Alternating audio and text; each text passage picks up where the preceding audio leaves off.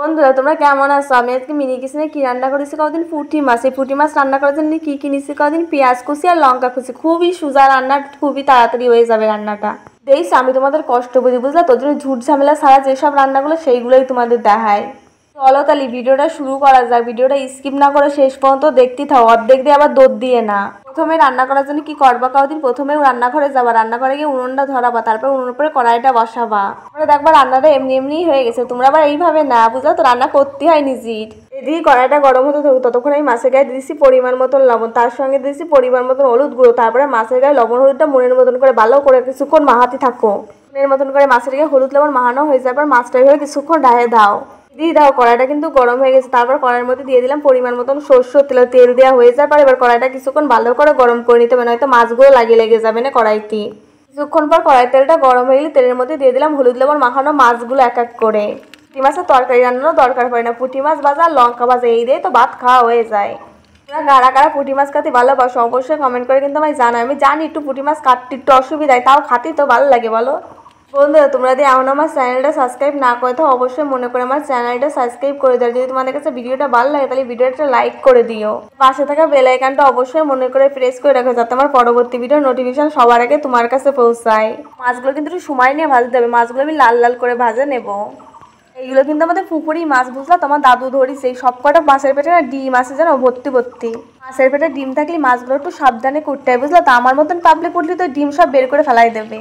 তাও তোমাদের সাথে গল্প করতে করতে কিন্তু আমার মাছগুলো এক পাশ ভাজা হয়ে গেছে, আর এক পাশ ভাজা অলরেডি মাছগুলো উল্টে দিলাম। মাছগুলো যখন উল্টাবার একটু সাবধানে উল্টাবে, যাতে মাছগুলো না ভেঙে যায়। এখন দাও মাছগুলো কিন্তু ঠিকঠাকভাবে উল্টাই দিচ্ছি, বুঝলো তো? মাছগুলো এখন আরও কিছুক্ষণ ভালো করে ভাজা হতে দিতে হবে।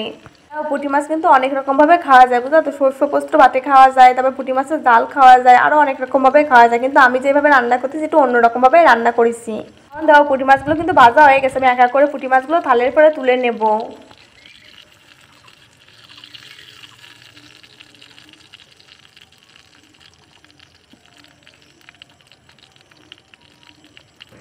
এখন দাও আমার কিন্তু একটা মাছও ভাঙিনি, আমি এক এক করে মাছগুলো সব সাবধানে তুলে নিচ্ছি। মাছগুলো তুলে নেওয়া হয়ে যাওয়ার পর কড়াই ওই তেলের ভিতরে দিয়ে দিচ্ছি পরিমাণ মতন কিছুটা জিরে সোমবারের জন্য। তারপর খুন্তিতে একটু ভালো করে জিরেগুলো নাড়াচাড়া করে দিচ্ছি। জিরেগুলো কিছুক্ষণ ভালো করে ভেজে নিতে হবে, যাতে জিরেগুলো কাঁচা না থাকে। জিরেগুলো ভেজে নেওয়া হয়ে যাওয়ার পর তার মধ্যে দিয়ে দিলাম কুচি করে না পেঁয়াজ কুচি। পেঁয়াজ কুচি দেওয়া হয়ে যাওয়ার পর খুন্তিতে একটু ভালো করে নাড়াচাড়া করে দিলাম পেঁয়াজগুলো কিছুক্ষণ ভালো করে ভেজে নিয়ে তার মধ্যে দিয়ে দিলাম কাঁচা লঙ্কা বাটা। কাঁচা লঙ্কা বাটা দেওয়া হয়ে যাবে, আর পেঁয়াজ আর কাঁচা লঙ্কা বাটাটা কিছুক্ষণ ভালো করে নাড়াচাড়া করে দিলাম। দেখো লঙ্কা বাটাটা দেওয়া হয়ে যাওয়ার পর লঙ্কা বাটাটা কিছুক্ষণ ভালো করে ভেজে নিতে হবে, না তো কাঁচা লঙ্কার গন্ধ করতে পারে। কিন্তু কাঁচা লঙ্কাটা ভালো করে ভেজে নেওয়া হয়ে যাওয়ার পর এক এক করে তেলের পরে দিয়ে দিলাম শুকনো লঙ্কা গুঁড়ো। লঙ্কা গুঁড়ো দেওয়া হয়ে যাওয়ার পর দিয়ে দিলাম পরিমাণ মতন লবণ দেওয়া হয়ে যাওয়ার পর দিয়ে দিলাম পরিমাণ মতন জিরে গুঁড়ো দেওয়া হয়ে যাওয়ার পর আমি তো আসল জিনিসই দিইনি, কালার হওয়ার জন্য পরিমাণ মতন দিয়ে দিলাম হলুদ গুঁড়ো।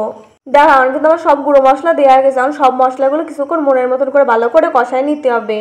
মশলাটা কিছুক্ষণ ভালো করে কষায় নেওয়া হয়ে যাওয়ার পর মশলার মধ্যে দিয়ে দিলাম পরিমাণ মতন জল। জলটা আমি বেশি দেবো না, এই রান্নাটা পুরো শুকনো শুকনো হবে, বুঝলো তো? মাছের গায়ে যে মশলাগুলো লাগে থাকবে সেইটাই দিয়ে খাওয়া হয়ে যাবে। দেখো তোমাদের প্রথমেই কইছি এই রান্নাটা আমি আমার মনের মতন করে করবো। যদি তোমাদের ভালো লাগে আমায় কমেন্ট করে কিন্তু জানাই যাও। এখন কিন্তু কিছুক্ষণ তরকারির ঝোলটা ফুটে দিতে হবে। তরকারির ঝোল যত পড়বে ততই না তরকারি সুন্দর কালার আসবে। তোমরা আমার মিনি কিচেনে আর কি রান্নার ভিডিও দেখতে চাও সেটাও কমেন্ট করে জানাতে পারো, আমি তাহলে তোমাদের পছন্দ মতো রান্নার ভিডিও করে দেখাতে পারি। তোমরা যদি একটু পাশে থাকো আমি আরও ভালো ভালো রান্নার ভিডিও করে তোমাদের দেখাবো। তাও তোমাদের সাথে গল্প করতে করতে কিন্তু আমার তরকারির ঝোলটা ভালোভাবে ফুটে গেছে। তরকারির ঝোলের মধ্যে এক এক করে বেজে রাখা মাছগুলো দিয়ে দিলাম। মাছগুলো ঝোলের মধ্যে দেওয়া হয়ে যাবে, খুন্তিতে একটু ভালো করে নাড়াচাড়া করে দিলাম, যাতে মাছের মধ্যে ঝোলটা ভালোভাবে ঢুকে যায়।